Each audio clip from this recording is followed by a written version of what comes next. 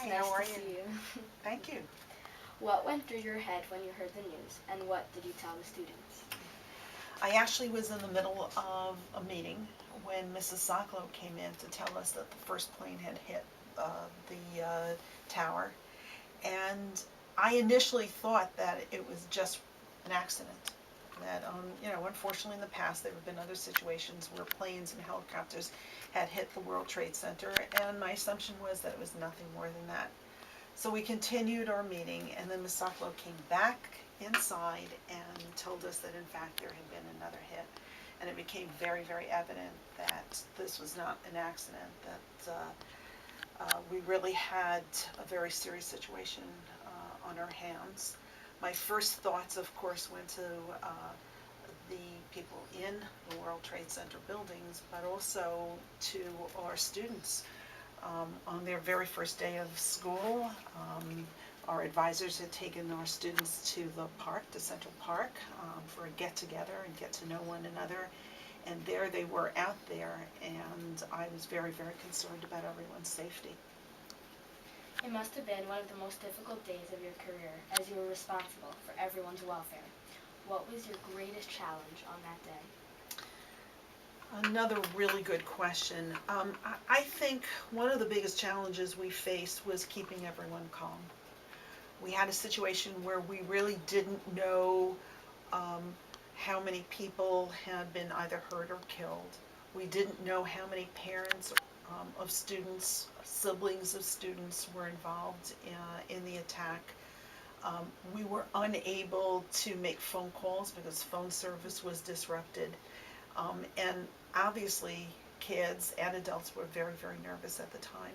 We also were faced with a situation where we didn't know what was going to happen next. Were there going to be other bombs?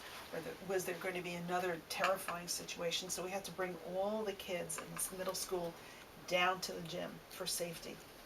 And that actually increased the anxiety for kids because we had never had to do that before. We tried very, very hard to keep everyone calm. We spoke about the fact that the faculty and the administration would be there for them, and that the best thing we could do is to be safe and daven for everyone else's safety. Did you or anyone else in the school have a personal connection to anyone on Ground Zero that day? We did have a student whose dad was in the World Trade Center. He actually, thank God, made it out fine. He was on the 98th floor, walked down 98 flights, but did get out on time. My secretary in the middle school office, unfortunately her stepson did not make it. He was a firefighter and went into the World Trade Center buildings trying to save other lives, and unfortunately he perished. And one of our faculty members' sons was in the building, and he too, thank God, was able to get out very, very safely.